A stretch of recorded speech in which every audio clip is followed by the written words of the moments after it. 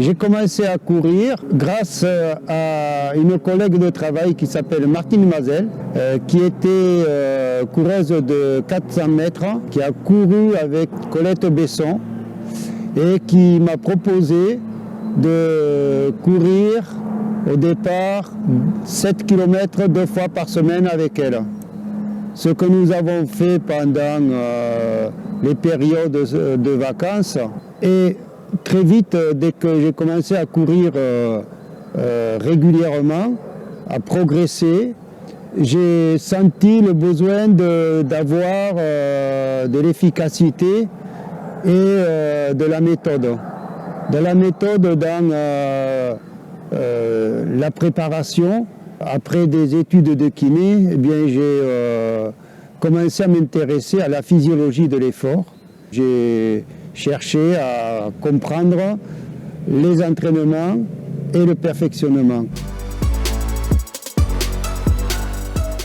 Donc la marche synchronisée est une technique encore de déplacement active qui permet avec des bâtons de pouvoir avoir une dynamique et en autonomie.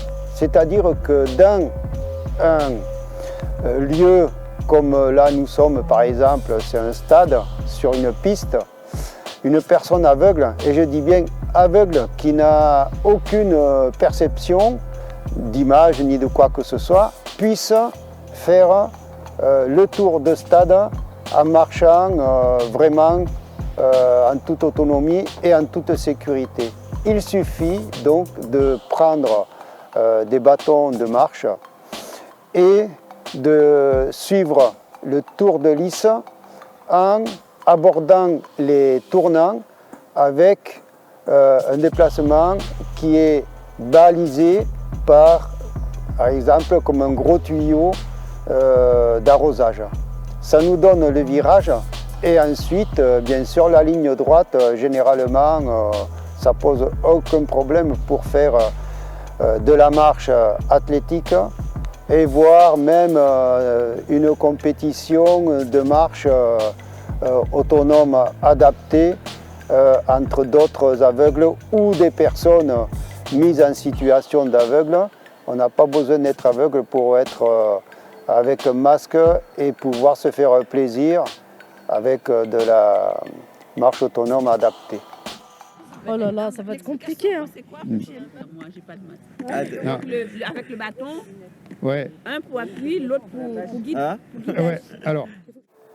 La marche autonome adaptée, la technique est d'avoir deux bâtons. Un qui est pour vraiment suivre la lisse. Il faut être en appui sur le bâton qui est toujours extérieur à la lisse et se synchroniser avec les bras pour avoir toujours un bâton pour le trajet, la direction qu'on va prendre et notamment un autre bâton qui vous permet de détecter le sol et effectivement aussi de pouvoir vous équilibrer. La main, il faut qu'elle soit souple, il ne faut pas se crisper et puis on peut marcher très rapidement avec les deux lorsqu'on est bien entraîné, quoi.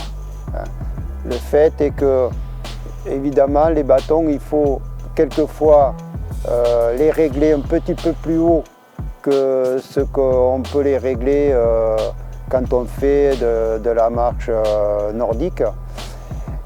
Et il ne faut pas copier la marche nordique parce que la synchronisation n'est pas la même. Là, on a un bâton qui est à chercher des repères et l'autre qui est pour sécuriser l'équilibre, grosso modo. Mais le mélange des deux bras nous donne une bonne perception et on est vraiment en toute sécurité, quoi. Le bâton qui est sur le rail, c'est-à-dire la lisse, hein, celui-ci, c'est celui qui est la plupart du temps traîné. Parce qu'en définitive, il permet de détecter la lisse, de ne pas être trop écarté ni pas assez. Et donc, effectivement, la main qui tient ce bâton-là doit être la plus souple possible, parce que quand on crispe la main, forcément on crispe le bras, l'épaule et puis toute la partie supérieure du corps. Et le fait que tout ce groupe musculaire soit décontracté permet d'une part d'avoir de la bonne information, de laisser d'être fluide et de pouvoir évidemment avancer comme il faut, quoi.